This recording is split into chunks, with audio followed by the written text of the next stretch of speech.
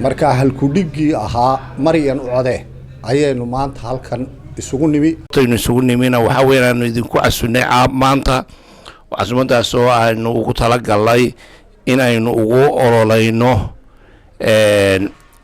inantaan adeerka u ahay Maryan Cabdi Xuseen oo u sharaxan maxaan dhahdaa baarlamaanka Norway kana sharaxan xusbiga SV Maryan waa la socotaan anu aqoon dheeraadan horta Maryan u leeyahay waa qofkii ku hadiciduun baarlamaanka inoo tagi lahayd runtii wala way halka fadhido aan qof korsin laga amaanay ahayn waa qoftii ugu habooneed ee baarlamaanka inoo tagi lahayd aqoon dheeraadan waan u leeyahay runtii hablahaygay ka mid tahay wax badan oo shaqaana waan soo wada marnay waa qof aad iyo aad ugu kala soonahay qof walba Soomaaliyeed oo Norway degan gobolkan waxaan ka codsanayaa inuu Maryan u codeeyo waxaan jeclaan lahaa inay iyadu kelmadeeda inoo hormarsato aan ku wareejiyo xildhibaan Maryan عليكم ورحمة الله وبركاته هذا ugu mahadsantihiin ruuxantii adeer iyo adeeryaal sida wanaagsan ay maanta igu imaateen ay iguna ila shaqeynaysiin run ahaantiina markii qofka uu siyaasad galo oo nahool sahlan ahayn mararka qaarkood waxaa isdhehaysaa bal maxaa la dhahaa dadka yacni sidee ugu gudbin kartaa soo markay adeer Axmed adiga iyo adeerada Cismaani adeeradiina soo garab istaagtiin waxa dareemaysaa qof oo dad dhan ee garab taagan yihiin oo dadkiisina ay jecel yihiin horumarka aan sameynayno run ahaantiina aniga hadda ka hor baarlamaanka Marwan tagay waxyaalihii ugu muhiimsanaa aan ayaan yaraan joogay waxyaalihii ugu muhiimsanaa aan sameeyeen waxay ahayd inaan dhalinyaro Soomaali ee ku casumo baarlamaanka badankoodna markaas ugu horeysay inay baarlamaan imaadaan laakiin marar badanna markaan xisbiga ku jiro waxaan dhahaa baarlamaankan ma u tagay kaliya naftayda waxaan u tagayaa dadka aan ka dhashay caruurta aniga ila mid ah oo wadankaanayta iyagoo qaxooti imaadeen iyagoo waalidkood maxaa la dhahaa wadankaanayta laajiin u imaadeen inay berita iyakana haweystaan mujtamacan wax kasta inay ka noqon karaan because waan ognahay dhibaatooyinka badan ee caruurteena ee kala kulmaan ha ahaato dhinaca iskoolada waxbarashada iyo waaxaha shaqooyinka so إن شاء الله نحن رجينا يا مركز إن سدانيت اسكو دوبنانا كمجتمع صومالي أنا نحن وشقينا يا مركزنا إن دتكنا إن صورنا لقى الشيء الدليل كنا لقى الشيء إن وحكي بدلنا ومجتمعنا أن تصنع صومالي دتك إيهين وحن كوسو كورنيد لأن يرى بدنا صومالي وحركة يساو كفر أحسن صومالي ماذا دي لكن مركز مجتمع وإمادان وحيالحن صومالي لقى الشيء جايو لقولهم وحس محاكة قبطة أذيقة لكن إن لا تصل صومالي وضد قبة إن شاء الله مجتمعانيتنا ميلا بدن وناكسن كجاري دونان أنا كان إن سداسيت وذا شقينا لأن يرضى إننا تصنع إن وذا جر وحقوق وذا قبسان كرنا خضر أو داق ليدر كمساجد كتوفيقة كسودو waxaan isku salaamayaa salaanta islaamka odayaasha magaranaysa Soomaaliyeed halkan isugu yimi gudida reer Tawfiiq inta halkan ka joogtay iyo dhamaantiin ba salaamu calaykum waraxmatullaahi wabarakaatuh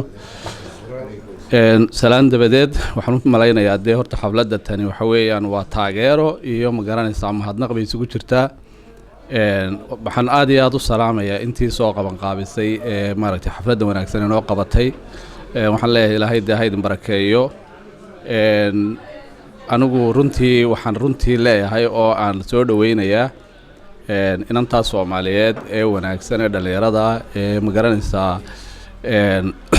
inaynu taageero oo maaragtay dhamaanteen u codeyno marka waxaan leeyahay dadka Soomaaliyeed ha u midoobo run ahaantii dadka ordaya ee Soomaalida intaan anigu ka warhayo inanta tan inan looga taageero baday anigu maan arag qof aan waxba laga sheegayn oo qof waliba u soo joogsanayo oo taageerayo weeye insha Allah taala waxaan rajeynaynaa inay guuleysato masaajidka deewaanu ka ololeynay oo waxaan filayaa inay maaragtay markii horena meel wanaagsan bay ku jirtay iminkana waxaan filayaa in dadka intiisa badan ay taageerayso oo aad iyo aad loogu heelan yahay wixii aanu aragnayna waan u gudbinay waxaanu war halka codkiina mariya insha Allah taala waxaan rajeynaynaa inay dadka metasho ilaahay barakeeyo dee waynuu ducaynaynaa. maryan anigu waxaan kula kulmay meel ay madax ka ahayd, waa qof Soomaali oo Soomaalinimadu ku weyn tahay. marka gabadhaasi way mudan tahay qof la doorto way tahay xaqiiqatan, sababtoo qofku markuu hawl u hayo shacabka ayaa la ogaadaa waxtarkiisa iyo dadnimadiisa. Dan Mursal ayaan ku soo dhaweynayaa oo kelmadiisa ka oranaya. waan salaamayaa dhammaantiin gurtida iyo odayaasha waxgaradka iyo aqoon-yahanada iyo culimada. waxa kaliya oo inoo bannaan waxa weeye haddaynu Soomaali nahay, inagu waxaynu nimi inagoo dad waaweyn ah oo aan lahayn jaaniska hadda dhallinyaradeenu leeyihiin. marka waxaan idinku boorin lahaa dhammaanteenba inaynu dhallinyaradeenna inagu waynu ka dhacnay oo ma aynu helin jaaniska ay heleen, iyaga inaynu garab istaagno. maryanna waxaan isleeyahay insha allahu tacaala waa qof mudan in maaragtay loo istaago hawsheeda. sababtuna waxay tahay qofka bini aadamka qofna waa qof isagu iswada, qofna waa qof dad wado. inagoo aan wadin ayay soo istaagtay inay baarlamaanka fadhiisato si fiikaara ku meel gaara, haddana nambarka labaad ay soo istaagtay. marka jaaniska ay leedahay qof leh oo Soomaaliya ma jiro. saa daraaddeed qof walba wuxuu jecel yahay inuu meel wax ka soo baxayaan wax ku darsado markii businesska oo kale loo kacayo oo kale. marka inaynu wax ku darsanno, qof isagu isa soo saaray meesha uu ka taagan yahay, ummadda kalena ina tusay, haddana ay u dhiman tahay inaynu gacanta inana sii qabanno. annagu waa u codaynay, dadkana waxaanu ku boorinaynaa dhammaan Soomaalida gaar ahaan dadka isla jooga inay meel kasta ay joogaan waa baarlamaankii inay u codeeyaan. insha Allah iyadana waxaan kula daarmeynaa qof muslimadaa tahay, qof dhalinyaro baa tahay, diintaada iyo akhlaaqdaada iyo wanaagaaga cidna ha u daba fariisan. waxa aad nagu mateli doontaana waa inay noqoto waxa adigana ku wanaagsan, annagana noo wanaagsan, oo ah asaasiyaadka diinteena ku salaysan tahay. aan u dhiibayaa hadda Cabdi Yuusuf, odayaasha reer Oslo. waxa aynu joognaa munaasabadii ololaha iyo magaranaysaa howlgalka Maryan Cabdi Xuseen. Maryan waxaan ahaa macalinkeediisaan horeba u sheegay, af Soomaaligana baray, familiga oo dhan macalin baan ugu ahaa iskuulka, iyagoo yaryar baan garanayaa. ilaahay khayr ha siiyo. Maryan waa qofka is soo saartay, waxaan markhaati ka ahay.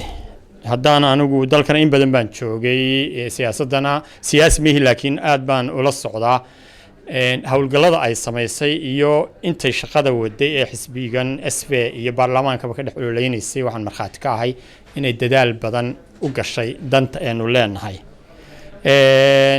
waxay Maryan noqon doontaa insha Allah fursad wanaagsan ayay haysataa inay soo baxdo. booska labaad bay SV ugu jirtaa. imika markii qaramada midoobay ay soo saartay ma garanaysaa warbixinteedii ku saabsanaa cimilada adduunka oo dhan, xisbiyadii deegaanka ee SV-guna uu ka mid yahay ayaa dadku u janjeeraan.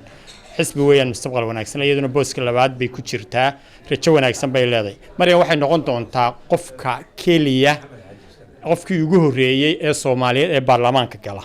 arrintaasi waa arrin ay 99% u badan tahay. innaga ay nagu xiran tahay waxaanu yeelo. Soomaalidu in afka uun laga sheego kuma fiicna, waxay ku fiicanta inteenaas oo dham hadeenu ambassador noqono. qof walba gurigiisa waxa jooga 10 codaynaya iyo 10 kale uu soo jiidi. marka waxaan rajaynayaa inanteena soo saaro, waanaynu soo saari karaa tiro iyo tayaba waa leenahay hadeenu midowno. inteynana inuu hawlgalo. aad baa u mahadsantihiin, waa qof u qalma runtii inaan taageero. Maxamed Xaaji baan ku soo dhaweynayaa. anigu waxaan la hadlayaa dadka gobolada jooga Oslo, wax badan ka orleyn. waxaa muhiima in goboladan lala hadlo.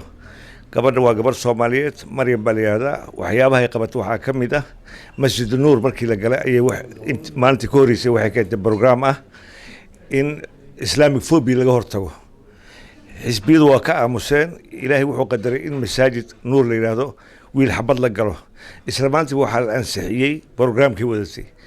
qofka hadduu u hadlo dadkiisa wax fiican buu soo saarayaa. anigu waxaan qabaa in gabadhan codka la siiyo loona dadaalo. Sultan Cabdirashiid baan ku soo dhaweynayaa. waa inaynu horta marka hore u ducayno inantaa Maryan Cabdi Xuseen inay soo baxdo, taageerno. wax badan bay runtii Soomaalida u qabatay.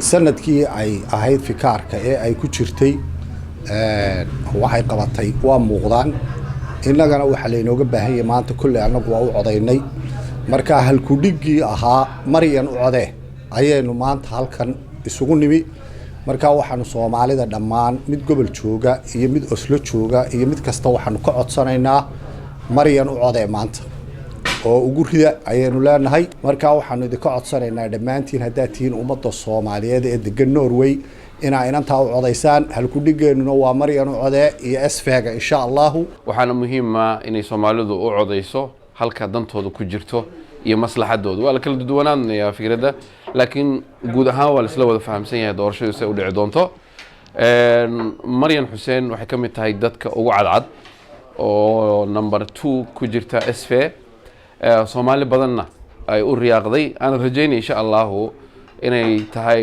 waa xildhibaan weli aan la dhaarin laakiin haddii allaydmo aan rajaynay inay ku soo baxdo waxaa kaloo jira dad kaloo sharaxan iyagana insha allah waxaan rajaynayaa ayagana inay ama khibrad u noqoto ama ay ku guulaystaan